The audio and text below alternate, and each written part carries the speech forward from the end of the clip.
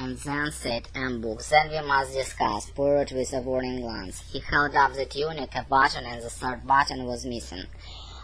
Poirot slipped his hand into the pocket and took out a conductor, a pass he used to unlock the doors of the compartment. Here is the explanation of how one man was able to pass through the locked doors. Your question to Mrs. Howard, were necessary locked or not locked, the man could easily get through the communicating door. After all, a wagon-lit uniform, why not a wagon-lit key? Why not indeed, returned Poirot. We might have known, really. You remember that Michael said that the door into the corridor of Hubbard compartment was locked when he came to answer the bell. This is so, Monsignor, said the conductor, that why I thought the lady must have been dreaming. But now it is easy, continued Book. Doubtless he meant to relock the communication door also, but perhaps he heard some movement on the bed, and it startled him. Monsignor, doubtless. Why not indeed? Returned Poirot. We might have known it really. Remember that Michael said that the door into the corridor of Mrs. Hubbard's compartment was locked when he came in answer to her bell. This is so, Monsignor, said the conductor, that why I thought the lady must have been dreaming. But it's now easy, continued Book. Doubtless he meant to relock the communication door also, but perhaps he had some movement from the bed and startled him.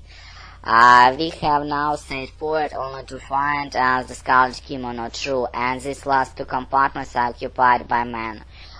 We will search the same assuredly. Besides, remember what you said. Hector McQueen equously willingly in search. I just stood, you did? He said with a rueful smile. I feel I'm definitely the most suspicious character on the train. You've only have to find a will in which old man left me all his money, and that's all about fixed things. Book bent a suspicious glance upon him. Occupied, assuredly, acquaintance, a rueful, suspicious character. We have now, said Poirot, only to find the scarlet kimono true, and these last compartments are occupied by men. We will search all the same. Surely. Besides, remember what you say, Hector McQueen was willingly in the search. I just as soon as you did, he said with a rueful smile. I am definitely the most suspicious character on the train, and you only got to find a view in which the old man left me all his money, and that's just about fixed things. Book bent a suspicious glance upon him. That's only my fun, added McQueen hastily. He'd never might left me a cent, really. I was just useful to him, languages and so on.